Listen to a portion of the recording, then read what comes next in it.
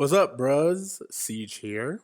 Just giving you guys a little heads up before the episode. This was recorded before the new wave of resistance and protests, but we still want to make sure that our voices are heard and that it is known that we support and we encourage our listeners. Follow the Black Lives Matter movement. Visit blacklivesmatter.com to learn how to donate, sign petitions, and protest safely. You can also check out Black Visions Collective, Reclaim the Block, Know Your Rights Camp, Minnesota Freedom Fund, Communities United Against Police Brutality, and the ACLU to learn more about the cause. Defund the police, Black Lives Matter, and enjoy the episode. When the spawn meets world, when the spawn meets world. What up, bros? What up, bros? And welcome to Brown Meets World. Well, it's Brown Meets World. Your Boy Meets World fan cast. This is episode 80, TC. 80. 80. Can you imagine that when we started talking about this show years ago, we would get to this milestone? I think there's a lot of things we didn't foresee. Way 80 episodes? Bro, Happy Endings doesn't have 80 episodes. What? We're doing great. Is that true? No. You need 5... To get to 100 episodes in sitcoms, you need to do 5 seasons. Yeah, that's right. Wow. Yeah. Interesting. Okay. Well, either way, I'm Siege. And I'm your boy, Tony Coitus. Thank you for joining us for another episode. Real quick, right off the bat, I want to point out that this week we will be talking about episode entitled An Affair to Forget. This episode is listed as episode 12 on Disney Plus, but it originally aired before the episode Easy Street, which is listed as episode 11 on Disney Plus. So we will be reviewing according to release date, making this episode 411. And if you guys came to this podcast thinking, oh, I watched the Disney Plus recommended next episode of the Christmas episode, sames. I watched it, I had the same mistake happen, and it fell off the entire time. I was like, feels like there should be an episode in between these holiday episodes.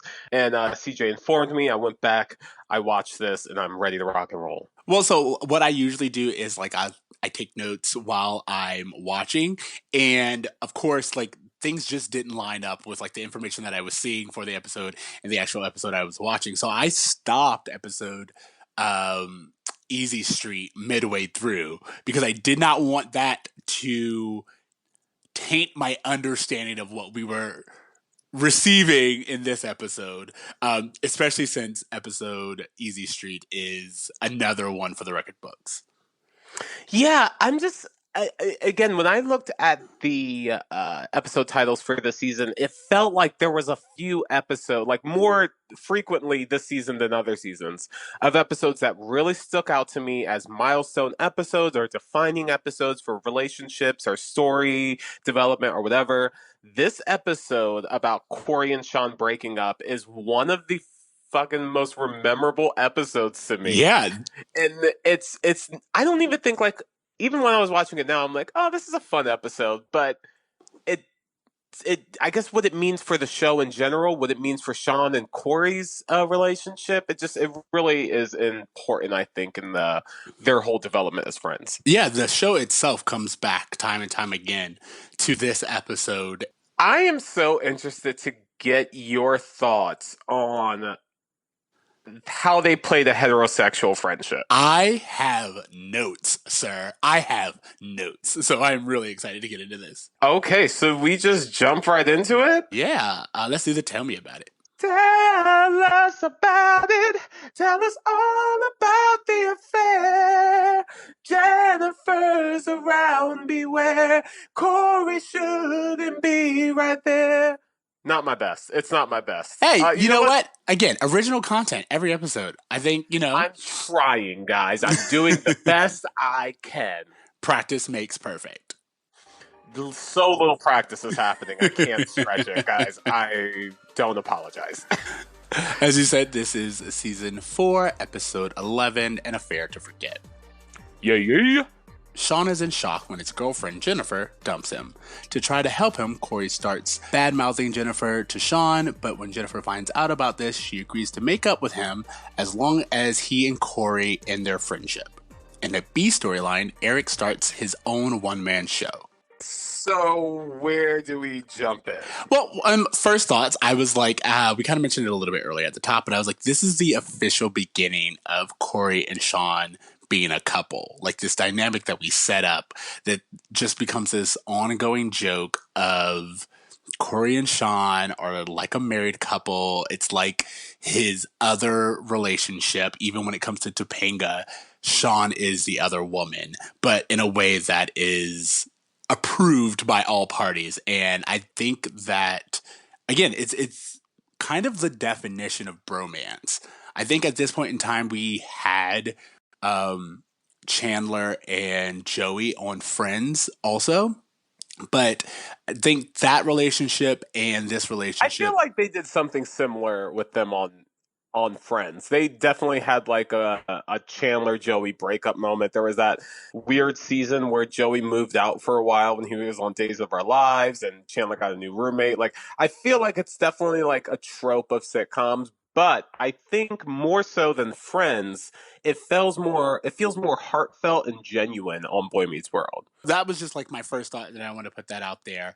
Of course, as I said, I have lots of other things to discuss when it comes to bromances and the importance of male relationships, specifically these platonic male relationships that start with Boy Meets World, but really go in television, and we get to see several different versions of this, whether it be Turk and JD on Scrubs, or there's the relationships that one character is homosexual and one character is straight, such as in Sex Education. Either way, these male bonding friendships, I feel like, get their format in this episode. Wow. Yeah, I mean, this episode, like you said, it's sets a stage for how these characters are treated in sitcoms. But even more importantly than that, I feel like seeing Topanga's acceptance of Corey and Sean is a really crucial part of this episode that plays a big Yes, role going forward. Because absolutely. there's one point where she's just like, "Oh, as your girlfriend, I understand how important it is for you to have a best friend and a relationship that I can never get in the way of." But quarter in the jar for going into the future episodes here, that is a major concern of hers at the wedding. So it's just interesting that, they're setting up her as being this all supportive girlfriend when later on that's not really the case. Well, I love that you bring up Topanga because I did write down there is this whole storyline of Topanga being supportive for Corey and Sean's bond. She says herself something that I will list as my Feeny taught me later on. A best friend is part of who you are. And if she is not supportive of your best friend, then she's not supportive of you. And I feel like that rings true then in this episode between Corey and Sean and just in real life. One thing I want to bring up before we get into the roll call is that this episode was written by Jeff Sherman, who also did Dangerous Secrets, who also did Shallow Boy. So Ooh. Shallow Boy and Dangerous Secrets. Obviously the one where Claire is getting abused and Sean's helping her. Those were all written by the same guy who wrote this episode. Oh wow, interesting. So he has his highs and his lows. Is that what you're saying? He has his highs and his lows. Okay, so you had mentioned it earlier. Let's talk about this her that we keep referring to, who is our roll call of the day, Jennifer. Yes, our Jennifer, who is played by Christina Loken. Is that Yeah, right? yeah, and she goes on to become the TX in Terminator 3. Bro, hell yeah. She's in the third best Terminator movie. Yeah, well, I thought it was funny that she still plays like this badass woman who's just like destroying men. So I thought that was Well, funny. it's interesting because in this episode, they present her intimidation factor as part of her height, like her being really tall, which is never brought up in the Terminator movie. Like, I never understand exactly how tall she is or what role that plays in her intimidation. But in this episode, it's very apparent. Yeah, I mean, it's also part of her allure. You know, she's very much like the supermodels of the time. She's tall, she's thin, she's blonde. According to Topanga, she Even has Topanga would want to date her. exactly.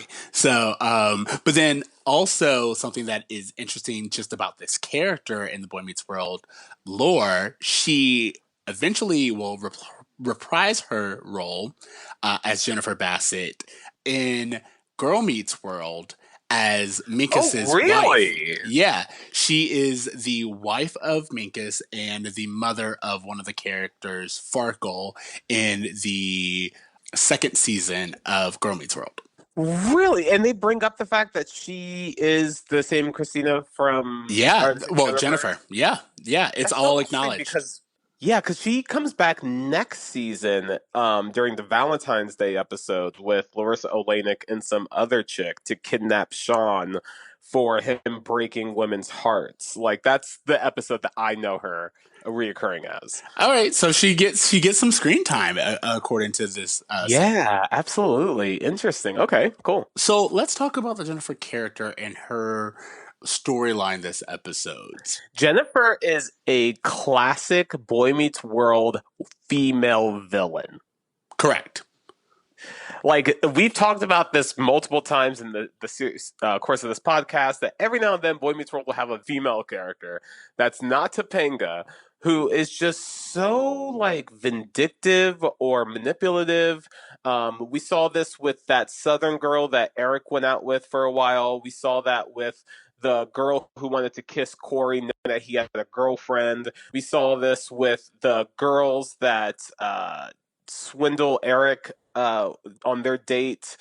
It's just something that we've seen over and over again, where women, for whatever reason, just want to screw over men, or they're just vindictive and heartless, and they're going to do something to hurt people just for the sake of it, which is what Jennifer does in this episode. She is dating Sean just so she can get back at Corey for saying things about her nose. Exactly, and I thought that was very interesting that we see immediately in the storyline that the only reason she gets back with Sean is kind of as a tool of revenge, and this idea of being manipulative and using sex and sexuality just falls right into the unfortunate way that Boy Meets World tells stories about women.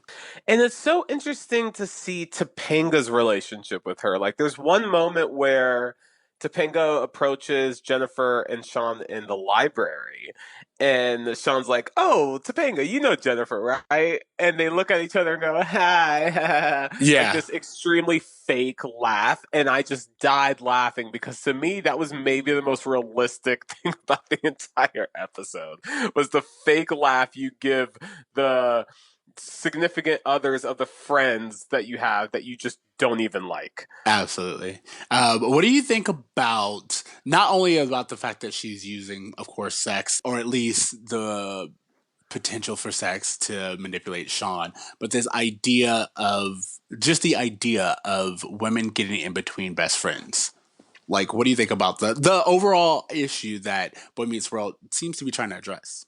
And it's interesting because I don't know if they're saying specifically that's something a female character does to men, because I think they had the same thing happen with Eric and Jason when Eric started dating that Southern Belle girl, that Desiree, showcasing how a new significant other can get in the way of friendship. So I don't think that they're saying that that's specifically something that women do, but in this episode, she is 100% the reason why Corey and Sean aren't friends. And actually, that's her whole motivation for being with Sean. She dumped Sean at the beginning of the episode. It wasn't until she found this like horrific angle to take that she was suddenly interested. And it was all just a mind game, a manipulation game that she was getting off of in some weird way. I don't understand why she even cares that Sean dumps her at the end. She doesn't seem to like him.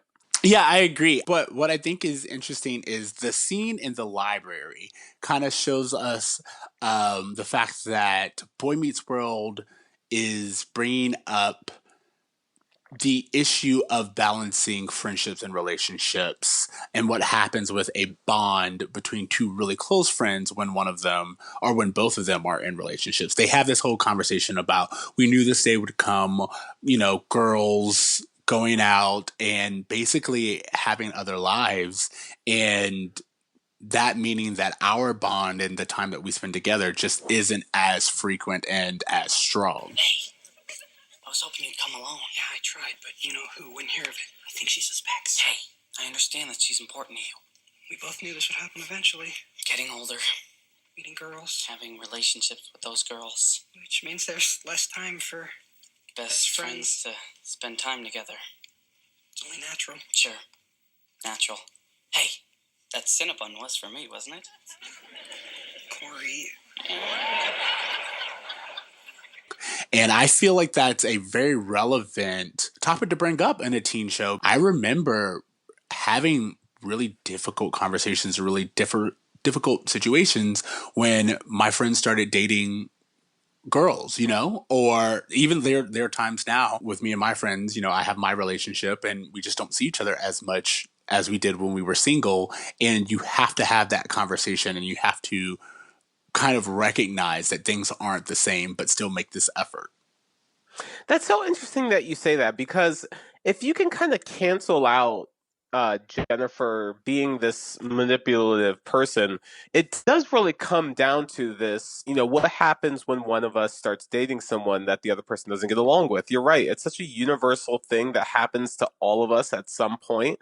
And it would have been interesting to go like an episode or two where Corey wasn't hanging out with Sean as much, or seeing the effects of that over a period of time versus in just the one episode. I mean, it was definitely humorous. Like, their phone conversation that they have is one of the highlights of their whole relationship to me.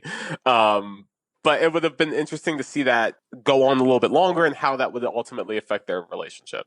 Yeah, I think I laughed really hard at the phone conversation, mostly because of the physical comedy and like the clear yearning for each other that they had. But again, it never crosses the line to where it's kind of played that there's any kind of romantic or Not at sexual chemistry all. between I the two mean, of them. Eric makes a joke where he's like, "I want a different roommate," or I want a new room," or something like that.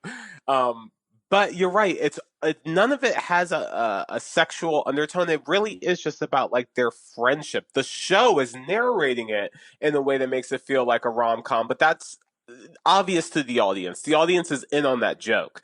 What we're seeing between them is just a heartfelt, like, "Oh, I really miss my friend." I also think that, as you said, the show is framing it as a significant relationship, and I think that's what's really important. Is they are acknowledging the bond between Corey and Sean is significant enough. And it also establishes him as being an equal to Topanga in the way that Corey loves them. You know what I mean? Like, again, it's not a romantic relationship, but he loves Sean and needs Sean as much as Topanga, if not more so. And so I feel like this episode really made it feel and I think what did it was that cooking scene where Corey is Yes. preparing this big meal for Sean that he's supposed to come to. He ultimately cancels, but when he's preparing it, his parents are seeing him, work in the kitchen to make this dinner, and they're thinking, "Wow, he is going to put on an awesome date for Topanga." Topanga shows up, and the parents assume the dinner's for her, and they're like, "Oh, he loves you so much. You don't even know how much he loves you." And not understanding that all of this work was for his best friend, not his girlfriend. I love that, again, Topanga herself understood it. Like it I think that's what's important. It's not that anyone else needed to know. Topanga was the one who was like, "Why do you think I spent all this time making a pie that I would never eat?" She. Well, and this also kind of, I mean, touches on a little bit of what we talked about of Topanga being overly perfect, of her being this girlfriend who automatically understands the nuances of a male bonding relationship. There's no hints of jealousy with Topanga when it comes to Sean at all. Is that realistic? I don't know. But when it comes to Topanga, we only see her being the girlfriend that Corey needs all the time. Yes, and I thought of I had that moment and I was a little bit split. And the only reason why I was split is because it still does ring true to me that someone who has known the two of them for so long as she has, like she's not like one of these girls of the week. It's not like they met in high school or anything like that. Topanga has been with them and seen their friendship from the beginning, and she was present when Corey and Sean were a thing before she even came into the picture. So I do believe that she would understand and just trust that the bond between Corey and Sean was important enough to support. Well, and it's so crucial to the episode that Topanga be on board with this, because if at any point Topanga's like, well, that's just what happens when your friends start dating, and maybe you should accept this, and maybe her being like, oh, well, this is my opportunity to hang out with Corey more. Like, if she had taken any of those roads, this episode could have gone in a completely different direction. Instead, she is actually the one that plots the grand master plan that brings the two of them back together. Yeah, exactly. And I loved it. I loved, like, not only does she plot it and you get like this very soap opera esque confrontation between Topanga, Jennifer, Corey, and Sean, but after everything blows up and Jennifer and Sean break up and Corey and Sean actually have a moment to be together, they're just like, all right, well, see you later. And, and like Topanga's just kind of left there, knowing that she did the right thing, but it's not like they actually go off and spend any real quality time together at that moment. So I thought that was funny. This episode was funny in general. Like, I feel like we often talk about like the big political concepts, the ethical issues that they tackle, but there is something about the humor, Ben Savage's and Ryder Strong's performance, that makes this episode work. It doesn't there's the perfect balance of, we understand these people mean something to each other, but there's something sexual there. There's a love that's genuine and real, and it's all coming from the performances of these teenagers. Like, it's really a shame that Boy Meets World happened in the 90s, because I really feel like these kids would be so successful and everywhere if this show was happening right now, because their performances are so nuanced and sincere and genuine in a way that I just don't see on a lot of television shows. And so, I mean, whether it's an emotional aspect or just the humor that they bring to it, this cast is just like killing it in this episode, I think. Well, yeah, I think that they were successful, and I understand what you mean. I think that they would be a bigger success, and they would have probably more options and be more of like a staple in media. But everything I see nowadays in media is very much reminiscent of this type of writing and this type of bond. As I said, they are kind of the early establishers of this bromance that we get in later media. I think of the idea that Sean brought Corey the Cinnabon. Like Hilarious, that kind of bro. intimacy of just bringing your friend a treat is not only funny, but I think of like an episode of New Girl where Schmidt buys Nick a cookie, and like there's this whole big thing about like just the simple gesture of your friend taking care of you in this small way, and what those little displays of affections, what they mean. Oh my god, dude. There's nothing that these kids can't do. Like, there is nothing like that you can ask of either Ryder or Ben. Like, hey, I need you to we're gonna tackle fucking child abuse. Are you down? Hey, we're gonna put you guys on a game show. Are you down? Hey, we're gonna dress you up as a lobster. Like, whatever they throw at these kids, they are batting it out of the park. It's really a case of luck that they got this cast that was so diverse, that they could do an episode like this that's so funny right after like a few episodes after their most serious episode ever with Dangerous Secret. Like, that's such a dark episode, yet here we are, these same kids doing just the most amazing physical humor, and just the phone conversation that we talked about. Everything is so nuanced between them, and I really think that this cast is the reason why the show is as memorable as it is. You know what that's called? Range.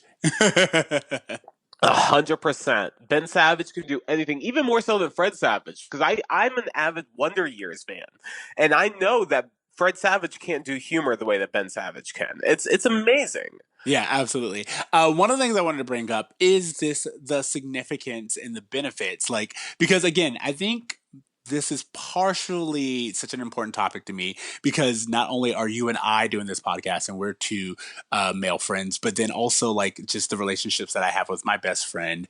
And a lot of it is built off of, as you talked about, wanting to imitate the Corey and Topanga relationship in when dating. I think Corey and Sean's relationship is what I used as a foundation or a blueprint in my friendships, my male friendships. Totally. And this idea of being able to be close and trusting and affectionate with other males is a reason why I think a lot of guys in our generation were able to redefine that intimacy and redefine masculinity and really bring friendship to the forefront. I looked up an article from Psychology Today, and it was all about the importance of bromances. And they were like, here are a few benefits of bromances: increased oxytocin, pain relief, lower cortisol levels. It's shown to reduce the amount of stress that you get, increased generosity, and actually opens them up to being more affectionate and intimate in actual relationships. And I thought that that was important because we see a girl kind of try to come in between Corey and Sean to establish a relationship when, according to science, having your boyfriend having these other male outlets and I don't know, best friends only increases the likelihood of a more successful relationship. So It's so interesting too because I think that we benefited so much from the template of the bromance that we're talking about here yeah, because I think we were the first generation to have that displayed in media. Like, I feel like with my dad's generation or even some of my older cousins, they grew up thinking that any kind of show of intimacy between men was just like gay. Like there was no way that straight men could just have like a loving relationship with each other. But when you go into the 90s and you're seeing Sean and Corey and you're seeing like Will and Carlton or just like Martin Lawrence just crying, pounding his chest, being like, I love you, man. Like that shit was just like it made it normalized it in a way that allowed us to as men to show those kind of emotions to each other. And I think that that's something that's one of the better tropes that have probably arose from the past few decades in sitcoms and in media in general is just what it means, the importance of a bromance, why it's important for men. In this episode we see that dissected completely, and just in general like why it, I mean, from my perspective, seeing what it's like to have a generation that didn't have bromances and the generation that have, and seeing how the two generations express emotion is just fascinating to me. yeah, no, I think what you said, like by establishing this kind of trope, and it's not in a odd couple situation where it's like, I'm kind of stuck with this guy and we're Yeah, friends, I but yeah, reluctantly love this guy. That's the fucking Carl Winslow Urkel kind of relationship. That like exactly. I love you, but it's only because like you were so annoying to me, but eventually you broke me down to the point where I can't live without you. That's not a healthy relationship between men. Exactly. Or the again, I'm thinking back to Friends, the Ross and Chandler friendship where it's like they're close, but also they don't want anyone to ever think that they're gay. And you know, they're very aware of how people are perceiving them. Whereas Corey and Sean, they don't care. You know, like there's They don't give a shit about it, bro. Not at exactly. all. And you're totally right. Friends did care about that way more than Boy Meets World did. Yeah, absolutely. And even on Saved by the Bell, fucking Zach and AC were constantly at each other's throats, yet they were best friends. Yeah, exactly. And I think that one of the better tropes, as you said, to come out of this is just the freedom and the normalization of having male friends, best friendships that aren't toxic or competitive, but more so just important and valued. Eric writes a one-man show in this episode. Do we need to discuss that, or Are can we we switching? just... Are we switching right over to that? Is there anything else you want to say about this Sean and Corey storyline? I don't think so. I think all I want to just point out is, again, like, Topanga is the reason why this comes back together, and her role and their relationship and them as a thruple of sorts, like this accepted thruple. I think if Sean were to go along on Corey and Topanga's honeymoon, like, no one would really bat an eye about it. Like, it just seems like there is just a relationship between the three of them, not just Corey and Sean, but with Topanga there as well. That's really unique. And I think that that's one of the things as an audience that we're openly accepting as we go on in the series, is that these three are a Three Musketeers type of situation. They're not going anywhere. Well, I'm glad you did bring that up, because that reminds me of something I thought of when we were talking about Topanga and her acceptance, which is in another show. I think it's How I Met Your Mother. There's this episode where Lily, one of the female partners, she purposely sabotages her husband's best friend's relationships because she doesn't see the people who he dates as fitting into their group. Or there's like this whole thing called, I think it's called the porch test. And she talks I know about exactly what you're talking about. I know the exact episode. I know the exact storyline where it's Lily, basically the girlfriend of his best friend, Ted. Uh, she is the ultimate determiner if someone is good enough for him. And she will sabotage someone's relationship if they don't pass her specific test, which is very similar to what Topanga does in this episode. So you're bringing up a great point. Well, did you think it was similar? Because I thought it was different in the sense that they both show that they are willing to accept Jennifer, but Jennifer has to accept them as well. The difference between the How I Met Your Mother episode is that there's kind of the same demand of like, I don't want you around your friends and everything. And Lily does whatever she can to kind of throw doubt into the relationship because she's like, I don't see them as being a long-term person. Whereas with Jennifer, both Corey and Topanga are like, if this is what you're going to do, that's fine. But I think that you should know and understand. You should know all the facts and understand how significant this bond really is. Yeah, Lily was way more invested into Ted's relationships than Topanga is with Sean. She's kind of, in general, she lets Sean go and date whoever and do whatever he's going to do as the single bachelor until it starts to get in the way of a relationship that she understands is beneficial to both Corey and Sean. Like when she sees that a girl's getting in between them as a friendship, she's like, hey, this isn't healthy for anyone. And that's when she steps in versus Lily, who is more selfish with her response. Yeah, and even when she steps in, she doesn't try to control the situation. She just makes sure that everything's out in the open. You know what I mean? Like she doesn't try to sabotage Sean and Jennifer. She just straight up says, you should be aware of the importance of this relationship. Bro, we have to do a How I Met Your Mother podcast after all of this. That show is just unbelievable when it comes to just like unpacking the nuances. Well, I can tell you that show does not hold up, and it's nope, not even a little bit less than Boy Meets World, and it came out after, like a decade after. That's what I was gonna say. It's like it's almost 15 or so years later, and it's somehow less progressive of a show. But I only wanted to wrap this up by saying that we see Sean go to a country club. And apparently even when he goes to meet Corey, he has like this little trophy. I'm like, so he's not only going to a country club, but he's winning. And I was like, I think that it is significant that they didn't try to destroy this relationship because even though Jennifer doesn't seem to vibe with Corey and she's, as we said numerous times, actively working against them, it's still providing Sean with life experiences that he doesn't normally have access to. And I thought that was really important. Totally, and that's something that the episode doesn't really dive very deeply into. If this episode were stuck in 40 minutes, like an hour long episode, we probably would have seen more of this.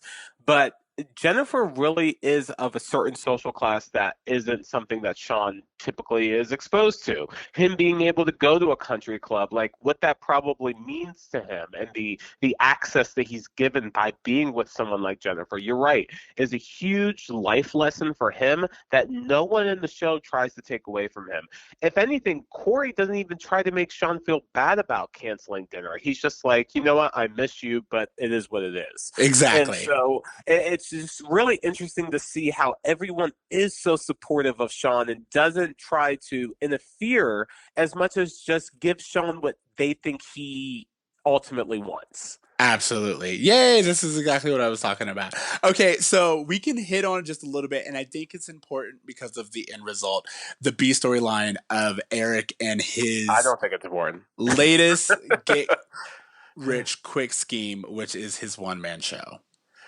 Yep. You're like, I got nothing. The only thing Well, you know what's interesting is that it's so interesting that everyone acknowledges that no one wants to hear a one-man show written by a privileged white kid with no life experience. I think that's really important. But I also what I got out of it is that, as usual, Mr. Feeney and Alan and Amy are there for Eric. They show up, they're supportive, and ultimately, instead of just straight up poo pooing his dreams, they watch him pursue something, and then when it fails, he has his conversation with Mr. Feeney, where Feeney once again convinces him to pursue college and a higher education.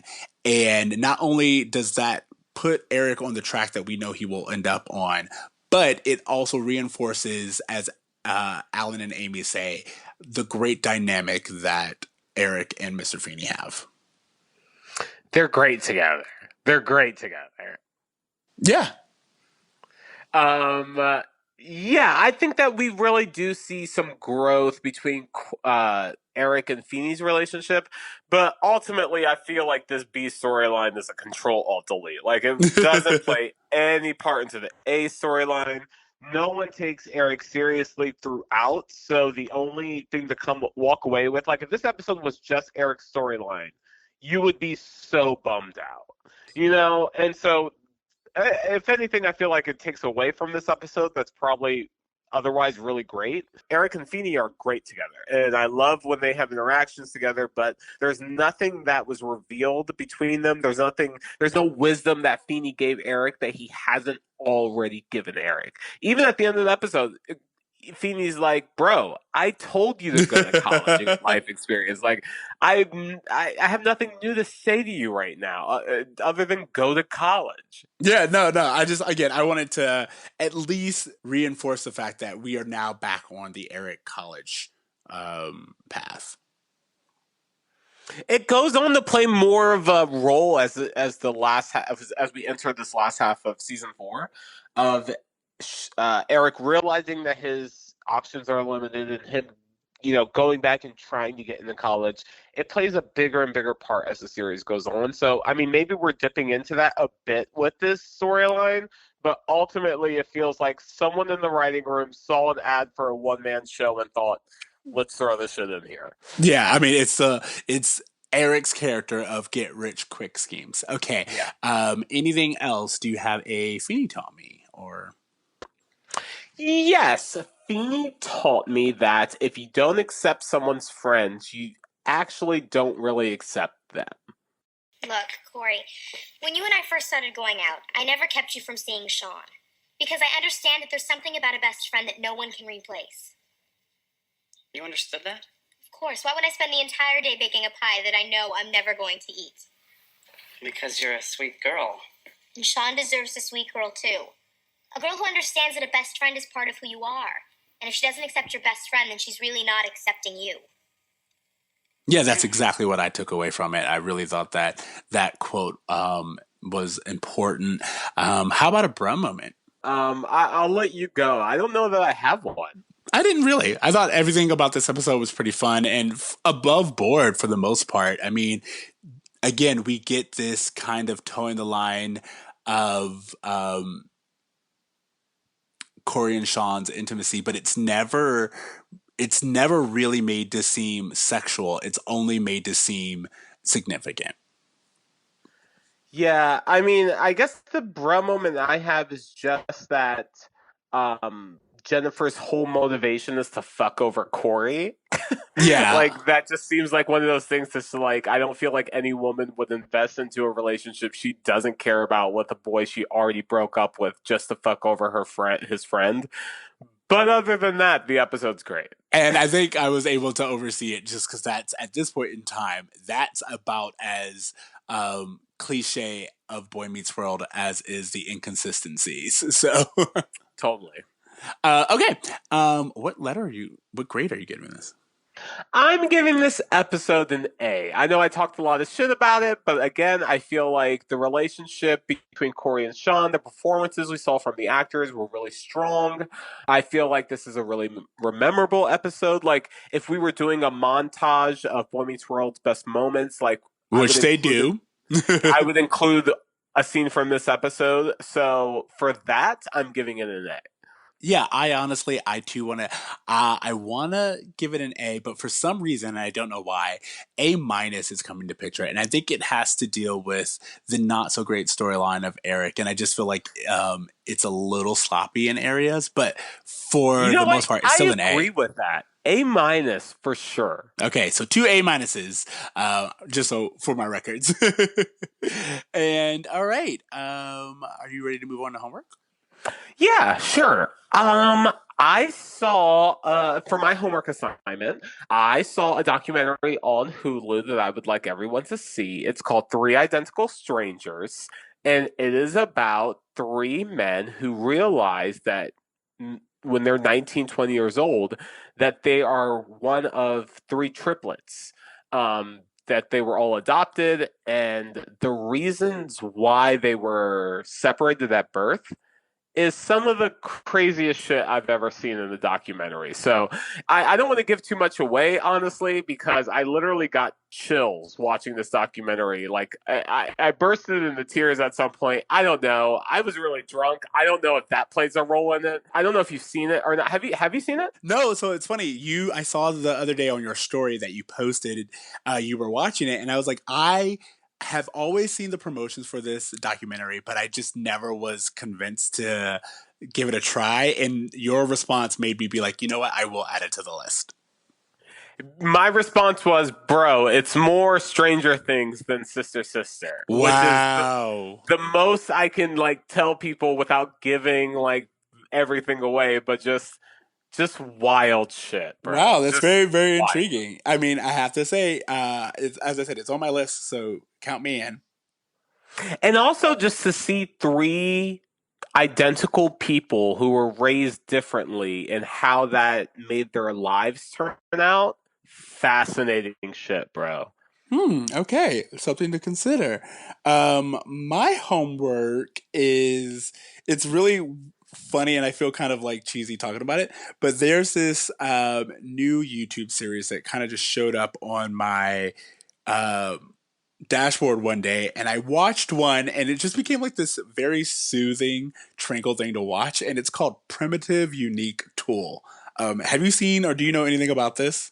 I do not. All right, so let me tell you about this. It's called Primitive Unique Tool, and what happens is there's one guy, usually maybe two at most, where all he has is like this old stick, a primitive tool, of course, and he goes out and he creates these mansions or like these multi-million-dollar swimming pools out of nothing but mud. Bro, I trees have and- seen this. Yeah. It's a guy literally in the middle of the fucking jungle or rainforest, and out of nothing, he builds the most elaborate pools and shit. I love those videos. Yeah, and they're all in time lapse. Usually like they're in 20-minute videos, but like I watch them in double speed. But the whole thing is to just watch this dude literally create amazing architecture out of nothing but time and nature is so calming for some reason. And I think it's just like organized during chaos. I don't know, but it's very peaceful. I love it, and I recommend it to anyone. Okay, so I've seen him build like underground pools. I haven't seen him build any mansions. What's the most incredible thing you've seen Dude, him he build? does. He builds like he uses mud to like build a 3-story buildings. It's like insane. He I saw one where he like made bricks. You see him like make bricks and then he builds like this thing out of the bricks that he's made. There are so I can't even really explain it, but like he builds like castles for dogs that he's rescued. It's insane the variety of things that he builds. But I think the most interesting ones are definitely the swimming pools. And the whole time, by the way, he's in like a loincloth. Yeah, like he's in There's like no way shorts. this guy doesn't have a shit ton of money from the skill set that he has. I was thinking that. I was like, this dude has to have so much money just from like the YouTube views alone. But either way, it just feels like a lost skill. And it's something that I feel like, and I think this is just one of those things that you do when you're sitting on the couch. But like, I was looking at it, I was like, I feel like I could learn this. Like, I feel like if he taught a 6-week seminar, you could actually learn to go out there A and do master it. class. Yeah, I feel like you could do it. I don't think that I would because I have no motivation, but it's amazing to see that this is something that you can do. Like one of the like most minute things is he digs himself literally into like this hole, and I was like, how's he even going to get out of there? And he just ends up carving out steps to get himself out. And I was like, I didn't even know you could do that. That's amazing.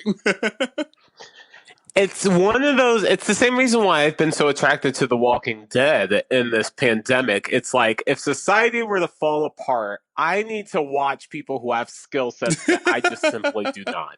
And this guy being able to build a pool out of mud is just unbelievable. But like not just a pool, like a luxury multi-million-dollar Like grottos. Yeah, exactly. Like crazy shit. Like stuff you would go to like a 5-star resort and see. Exactly. So that was my recommendation. I really, really enjoyed it, and I think other people will too. That is great homework, bro. Okay. Anything else? No, we are into our second month of quarantine. We're about to enter our third. I am apathetic towards everything, and there is nothing new, and life is all the same. So that's where I'm at in my Groundhog Day stages of acceptance. It really is getting hard to like even keep track of time because there were like a moment where my boyfriend and I was like, it's this day. And he's like, actually, I thought it was Friday. And we're like, wait, what is it? And we had to check our calendar because...